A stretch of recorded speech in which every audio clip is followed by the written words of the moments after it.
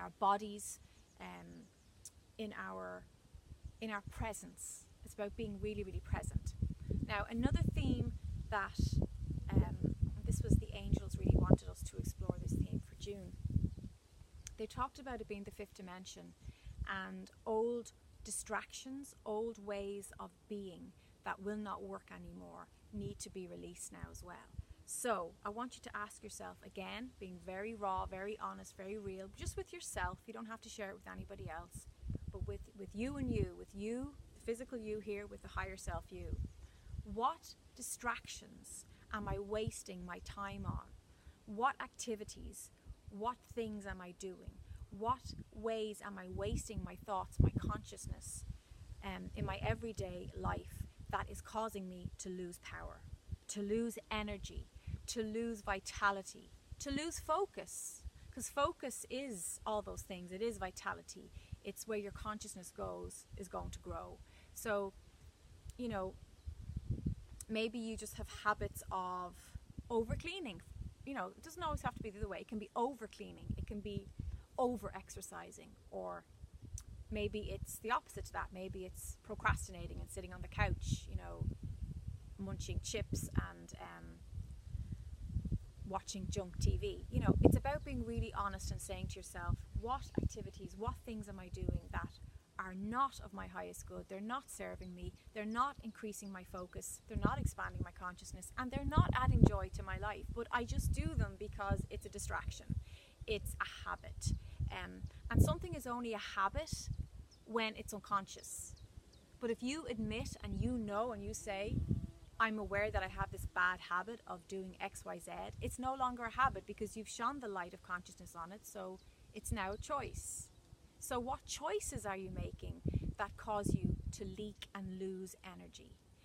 And writing them down, looking at them, making them conscious, very clear in your mind, and saying, what can I replace that activity and that choice with? I can choose something else. I can choose another way of being. I can choose to write my new, fresh story. The old ways, the old stories of the third dimension no longer fit, no longer work. They're obsolete in this fifth dimensional way of living here, of this lifestyle. So it's about fresh choices and being real honest about the distractions that you have going on. So I want you to look at those three things. There's the grounding, the connecting with the earth, especially physically with the body, spending time in nature, but also being aware of mechanical sounds. Yeah, the fairies were like, you need to go into a place that's so organic that you're not hearing mechanical machines, you know, getting away from machines, getting away from unnatural sounds and unnatural energies, and going into an organic space of nature that you have organic sounds like bird song, waves of the ocean.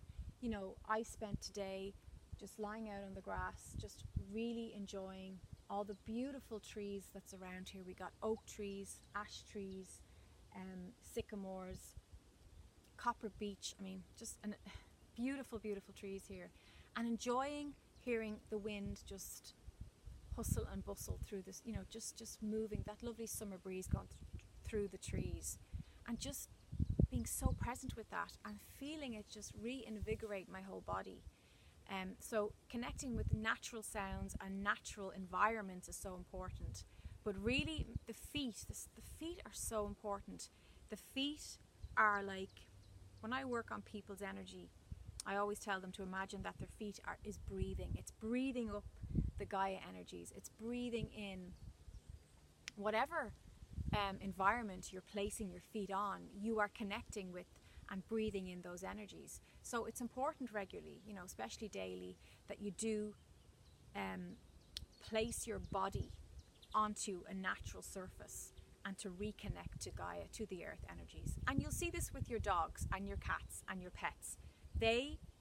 When they get into a really organic space, into a woods or by the sea, they roll around. You see them, they go into this ecstasy thing, and they have a good roll around on the grass, and they rub themselves into the leaves and the dirt and the earth, and the seawater and the sand, because they know that's good for their energy. They instinctively know it. I need to reconnect, and they do that. And really, we all should be doing that. We should be physically, not just admiring the view, not just it's very good to breathe in that lovely natural air and everything, but actually getting the feet and the hands. You know, as I said, I will regularly do that. If I've been seeing a lot of people, I like to place my hands into the ocean, and again I just visualize the chakras. You have chakras in the palms and on the end of each fingertip and thumbs, so you need to clear that out, and also the feet as well, the chakras there. And it's a lovely, quick, easy way of balancing yourself and bringing yourself back into harmony.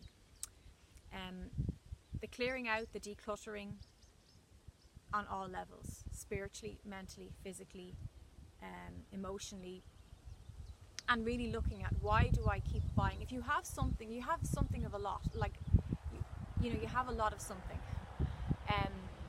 Maybe you have, as I said, tons of shoes, or maybe you have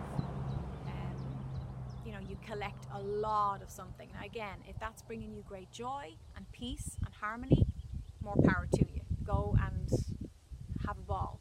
I'm talking about unhealthy, dysfunctional attachments that you're trying to fill voids, you're trying to fill holes. You think that if you buy another pair of skinny jeans, it's going to somehow change your life. You know, it's about being real and really digging deep into those very unconscious damaging habits. Really, there's nothing really positive in it, and then you're stuck as well with an accumulation of a lot of stuff that you have to manage that, and then this is where dysfunction can really grow legs. So looking at that,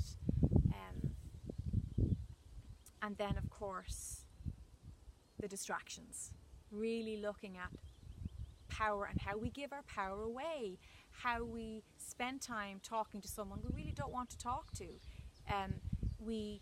We meet friends, or we meet people that we actually have outgrown. You know, maybe they're still very much operating from a very judgmental 3D mindset, and we're just in a much happier, joyful state of love. Why are we meeting that friend for coffee when we could be containing our power and doing something that's better focused for us, for our thriving, for our joy, for our peace of mind? So these are your June meditations, and this is your June homework. I hope that it's a very peaceful June for you. I know we've had the Uranus energy really move and shift and turn things upside down for a lot of people. It's definitely been a very, very interesting end of May, early June. But hang in there, because everything is working out for us, even though when we're in the middle of that crazy, chaotic storm, it doesn't always feel like that. We're being reminded by the angels that these upheavals are creative chaos, and that there's things going on behind the scenes that we're not privy to yet, but to know that everything is unfolding in the right way, and that sometimes things need to be dismantled and disturbed to put them back in better order, and to clear out the dross, to clear out what's of no use. So that's the theme for June. And if you enjoy this, if you benefited from this information, let me know in the comments below. Give me a like, subscribe, and I'll chat to you soon. Namaste.